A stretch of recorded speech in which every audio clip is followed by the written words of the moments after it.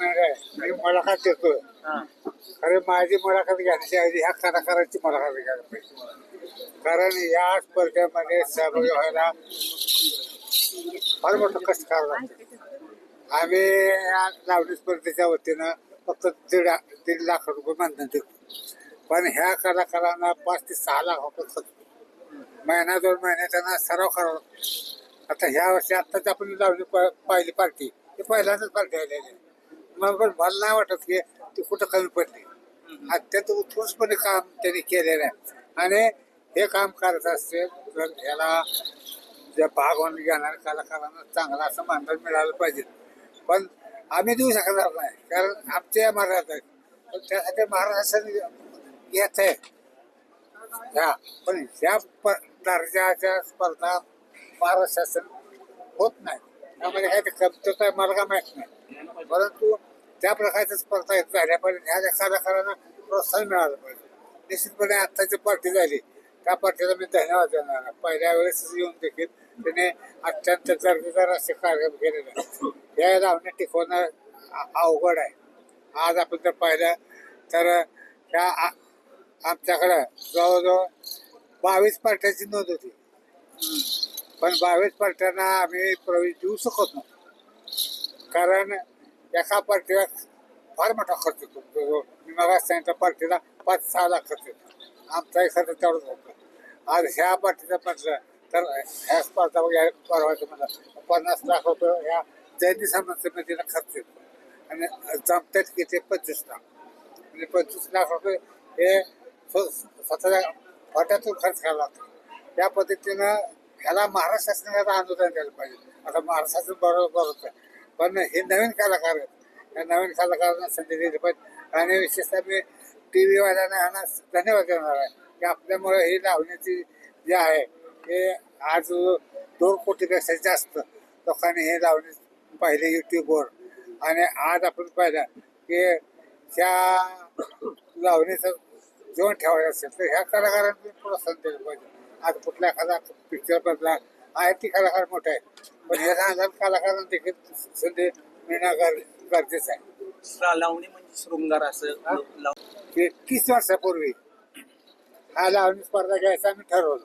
आम्ही मित्र पण आम्हाला भीती वाटत होती की आम्हाला परवानगी मिळेल का नाही. आम्ही ठरवलं की शंकरराव मोहिते पाटील साखर मर्सी हे महाराष्ट्राच्या तमाशा परिषदेचे अध्यक्ष होते.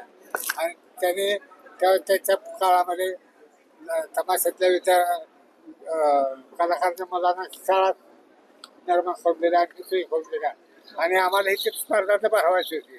म्हणून आम्ही आमच्या आई त्यासाठी रत्नप्रभा मोहिते पाटील त्यांना भेटलो आणि त्यांना सांगितलं असं आमचा उपक्रम आहे, चालू करू का. ते म्हणजे बिनधास्त चालू कर.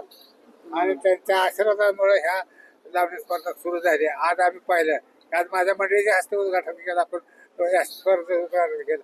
त्याचा मागचा उद्देशच आहे की त्या स्पर्धेकडे पाहत असताना वेगळ्या पद्धतीने पाहिलं पाहिजे. मला एक किस्सा सांगतो तुम्हाला मी की पट्टीबापुरा पुरस्कार हा मला मिळाला होता 10 वर्षापूर्वी. तेव्हाच त्या पुरस्काराच्या वेळेस दिलीप सुपूर साहेब, त्याचप्रमाणे आसामचे राज्यपाल पाटील साहेब, असे शिवरकर साहेब, असे मोठे मोठे वक्ते होते. आणि त्याने अत्यंत हालून सोडवलं होतं ते सभागृह. मला भाषण करता येत नाही. माझे मित्र सगळे पिहिले होते आता दादा काय बोलणार. पण मला माहीत होतं त्या भाषणामध्ये सुपूर साहेब म्हणले पडला तमाशा बघितला. त्याचप्रमाणे पाटील साहेब, खासदार साहेब म्हणले मी आजोबाबरोबर तमाशा बघितला. तो मताने माझा घेतला. मी पट्टीबापुराबरोबर थोडंसं बोललो आणि सांगितलं की लावणी स्पर्धेचं उद्घाटन आईच्या हस्ते करणारा मी पट्टा आहे.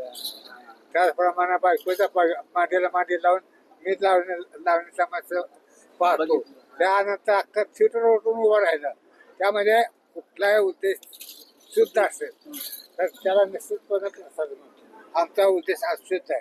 आम्ही पाहतो इथं आमच्या इथं स्पर्धेमध्ये 30,000 कलाकार, त्यांना आमच्या बहिणी, आमच्या मुली समजून आम्ही त्यांना सन्मान देतो. आम्ही या लावणी कलाकार तमाशा आहेत, कलाकार असं आम्ही त्यांना समजत नाही.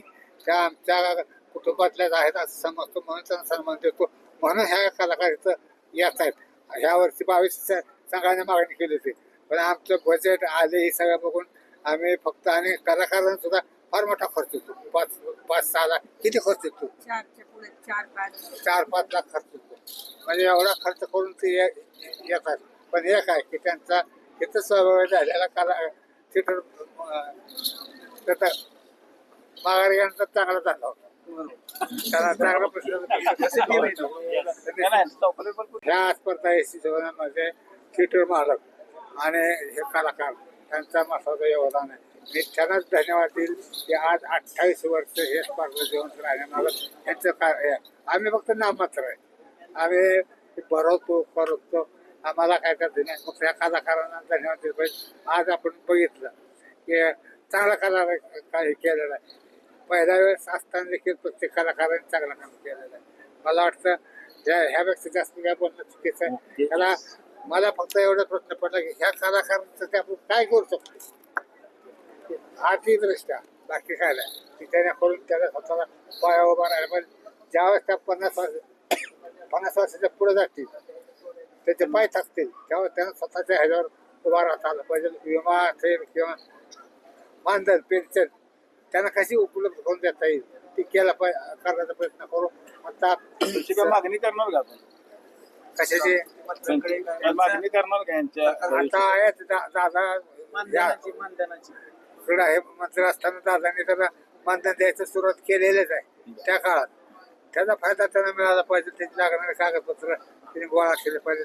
आज दादाच्या माध्यमातून अनेक अशा अनुदान मिळते कलाकारांना.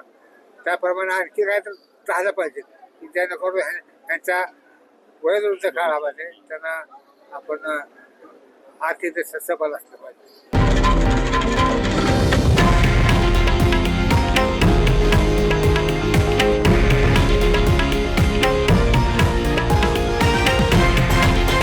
हे आहे देशातील नंबर 1 न्यूज नेटवर्क आणि आपण पाहत आहात TV9 मराठी, एकमेव.